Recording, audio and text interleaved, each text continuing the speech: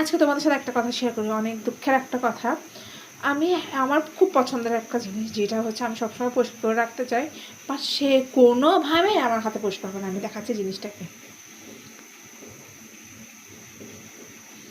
এই যে দেখো, এখানে কতগুলো লেবু কেটে নিছি, এই যেগুলো সবগুলো কিন্তু এটার মধ্যেই দিছি। হ্যাঁ, এটা তাও হচ্ছে মানে আমার হাতে পরিষ্কার হবে না।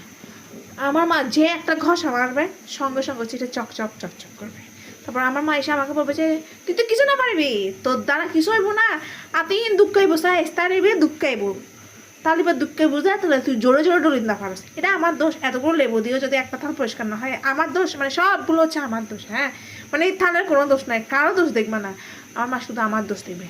তুই তোর এনার্জি নাকি রে, হ্যাঁ তোর শক্তি নাকি রে, একখানা লেবু দিয়ে রে পরিষ্কার হলো, অত সুন্দর পরিষ্কার হয়ে দেখবি, কিন্তু তুই এতকে লেবু দিয়ে ওরা ওকে থাল পরিষ্কার হয়ে না পারে। বুঝছো, এটা সবগুলো আমার দোষ। হ্যাঁ, আমার দোষ, মানে আর কারো দোষ নেই, এ থালটার কোনো দোষ নেই, শুধু আমার দোষ।